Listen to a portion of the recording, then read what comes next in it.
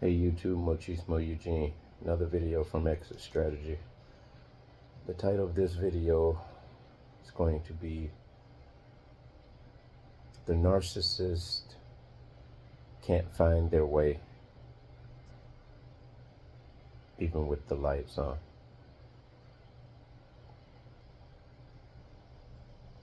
Narcissists can't even find their way with the lights on. What that means is you and I, we introspect. We can see things from a point of view of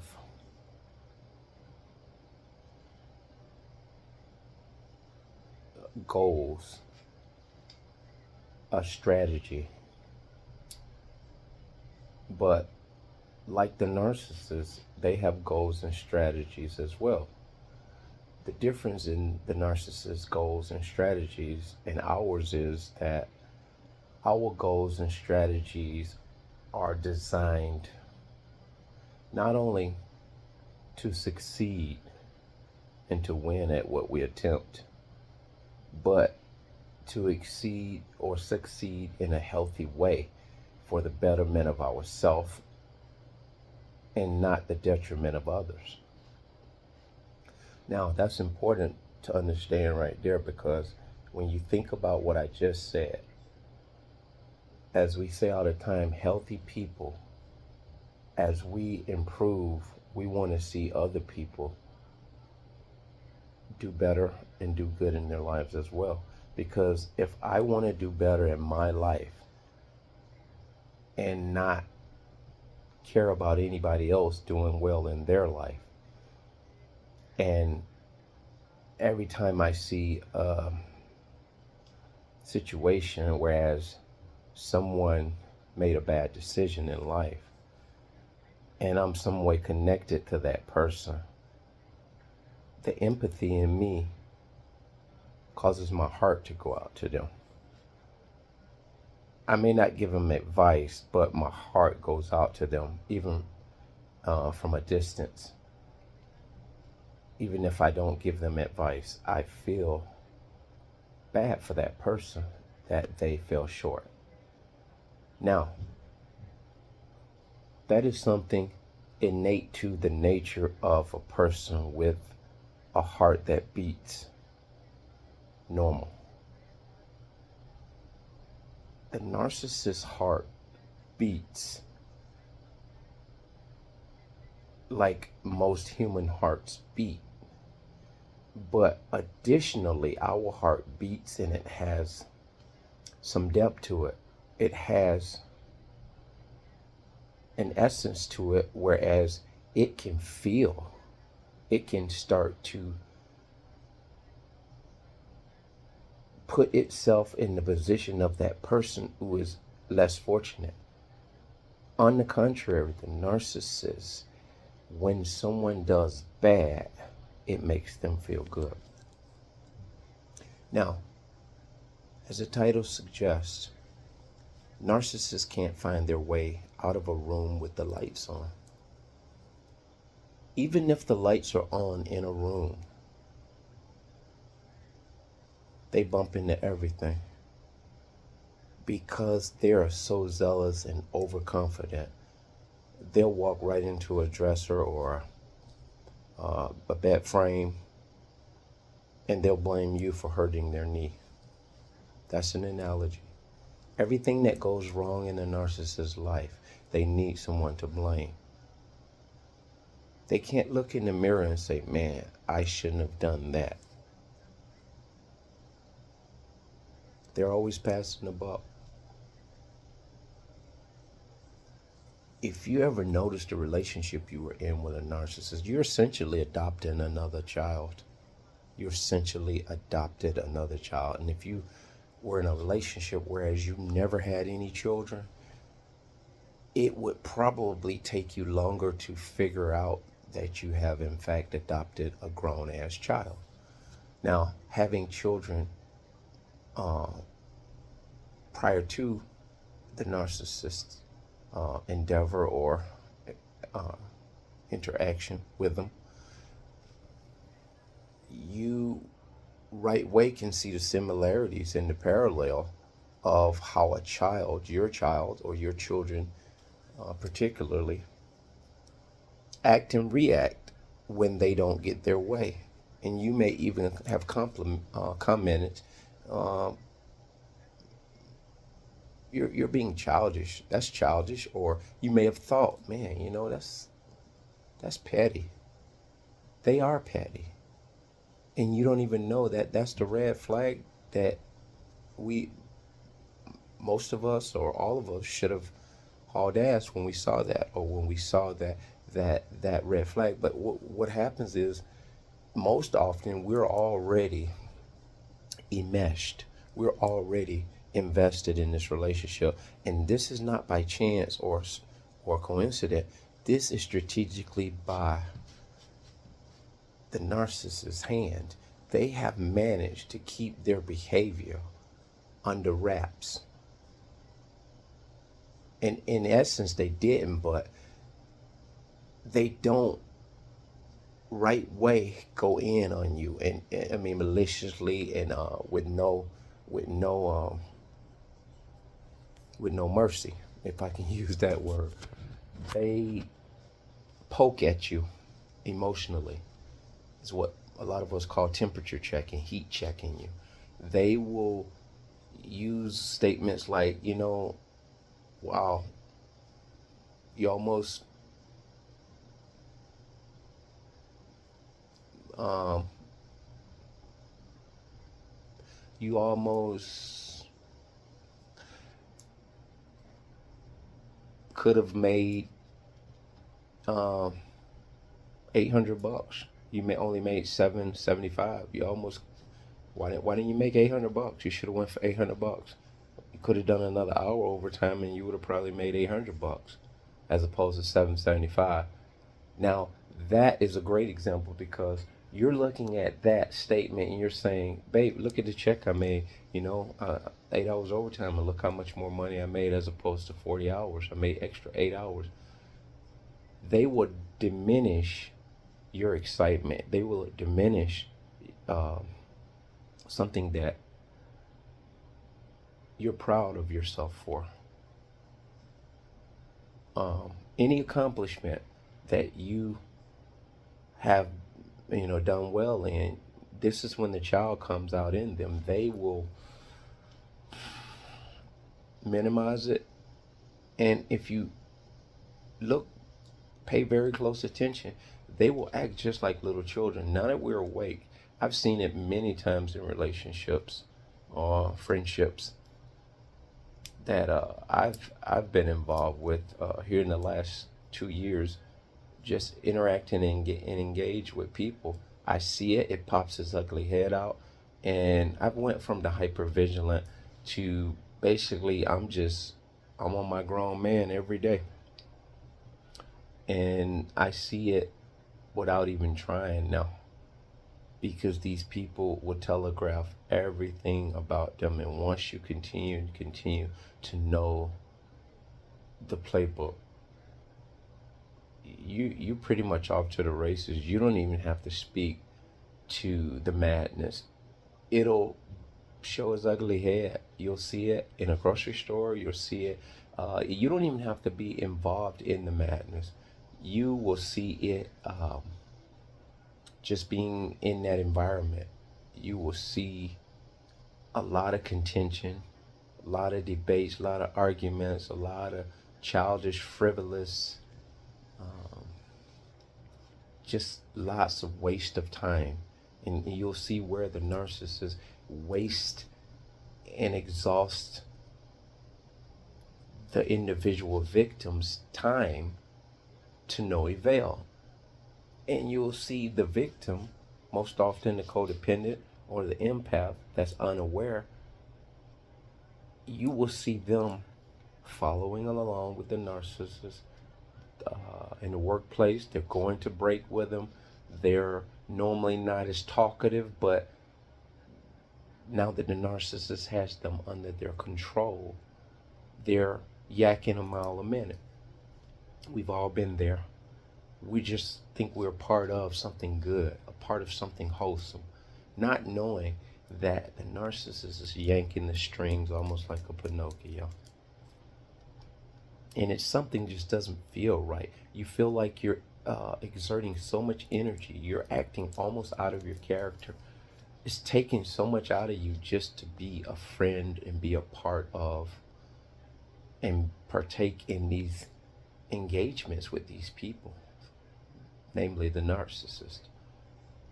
Because they'll give a little bit of energy, they'll wind you up. Because, say, for example, I'm a talkative individual.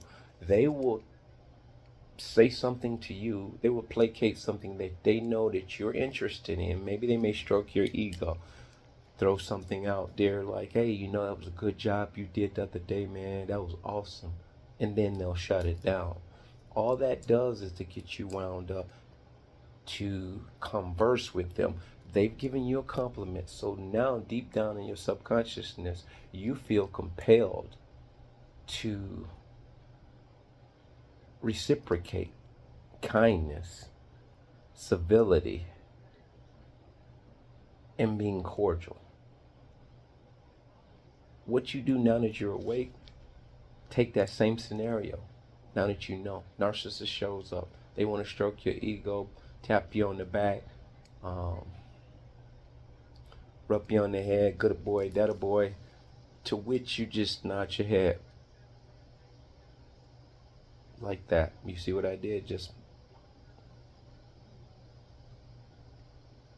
or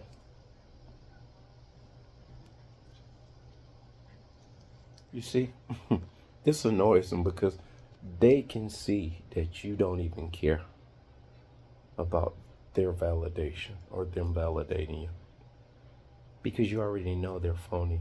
You can see them a mile away. They can read, they can sense. If you're not reciprocating triple the energy that they're giving, you're not worth their time.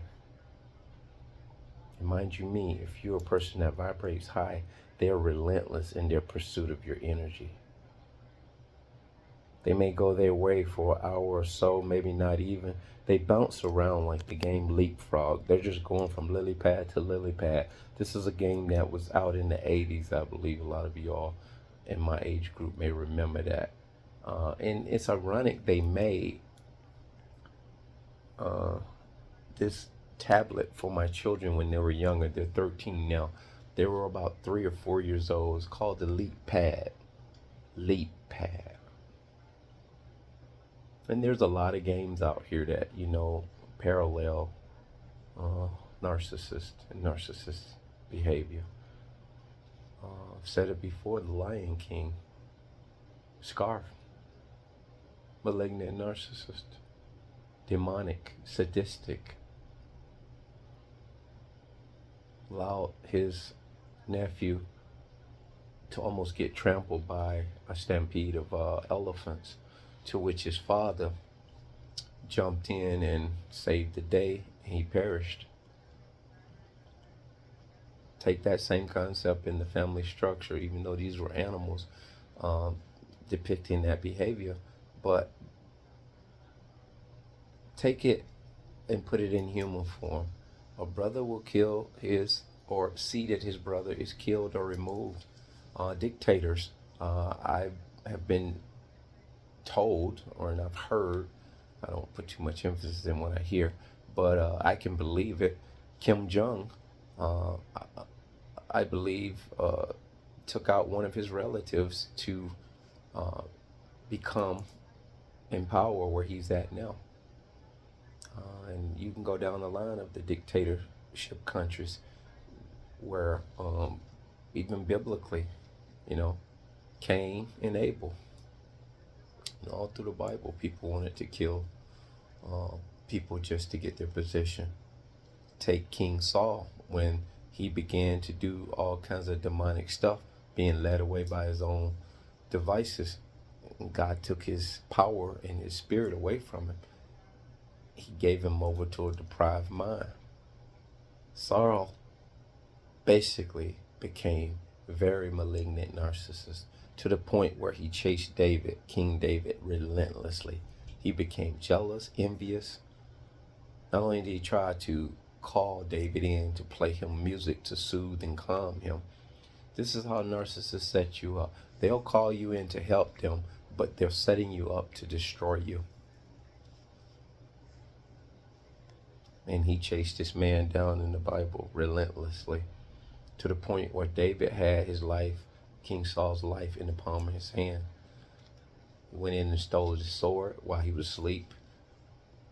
His bodyguards were asleep, wasn't watching over Saul. Because you have to understand, I believe Saul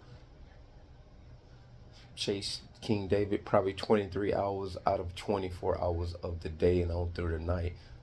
His henchmen, his bodyguards were probably exhausted. If they're walking and chasing this man and allowing Saul to get sleep, and they're still supposed to guard and watch over him as he sleep, what time do they have to sleep? And there was another instance where in Christ, he went over into the Garden of the Gethsemane and to pray and fast, and he came back, and the disciples have fallen asleep. So these are just, analogies where, there are times where people can be used for the narcissist's gain. Now, with Christ coming back and they were asleep, it was a point he was trying to bring about. He was trying to see how well they were able to guard themselves, to watch over themselves, to watch over the enemy, so that they wouldn't become devoured by the lion, if you will, the lion of Satan. Because there was war at hand, and there were people out to get Christ. And when you have the Spirit of God in you, just put yourself in the place of Christ, or just parallel that with how, as a man of God or woman of God, how they chased him down to take his life. Satan has sent the narcissist to literally take your life. If you're a chosen one of God, it's no different. Some would say, well, don't, we're not supposed to compare ourselves with Christ. Well, I'm going to show you.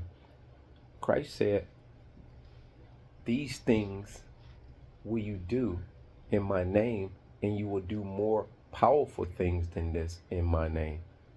The miracles that he did, he said that we'll do something more powerful than what he had done. So when you say don't put yourself in Christ's shoes, he himself, the Messiah, said, you will do greater works. And one of those greater works is, I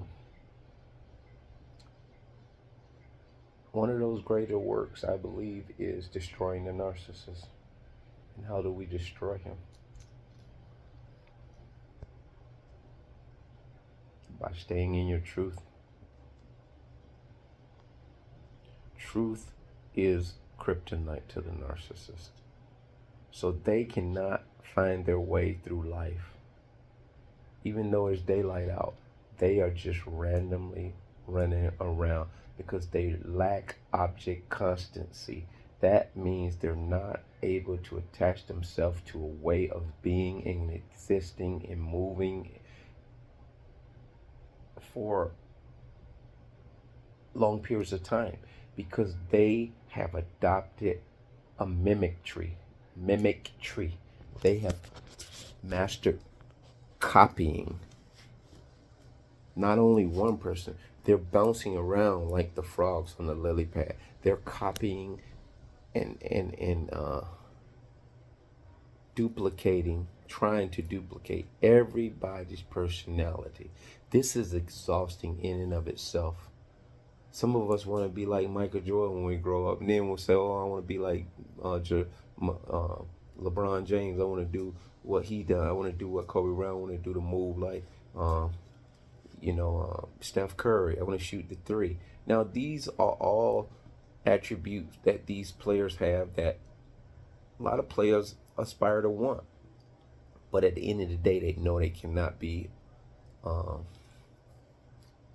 Steph Curry, a LeBron James, a Kobe Bryant. Even though they have moves and they have adopted moves like these players, they know in their heart of hearts that they are not. Even though somebody might say, well, man, that's that move like Kobe. It makes them feel good, but they know they cannot be Kobe Bryant. And if they're mentioned in the same sense as Kobe Bryant, that makes an empath or a person that's healthy feel good. But a narcissist, if you compare them to somebody great, they hate you for that. They hate because they're not the originator of that. You complimented them, but you used somebody else, putting them in higher esteem than the narcissist. You won't know this off the bat, but sometimes they'll say, well, it was even better than Kobe. They'll say something such as I just said, but you pass it off because you just think it's comical. But you don't know they mean every single word of it. And this is how they live their life. So I wouldn't be put off by the fact that we've been abused by these people and they've taken us through some changes in our life. The changes that they took us through were much needed for our life and our further development as human beings. The changes that we took them through by way of exposure of who they are, we detached, we got gone. That's another L for them. And it's almost like the Lion King at the end. You remember what happened to Scar when he kept promising and promising the hyenas that they would have enough food and they would lay around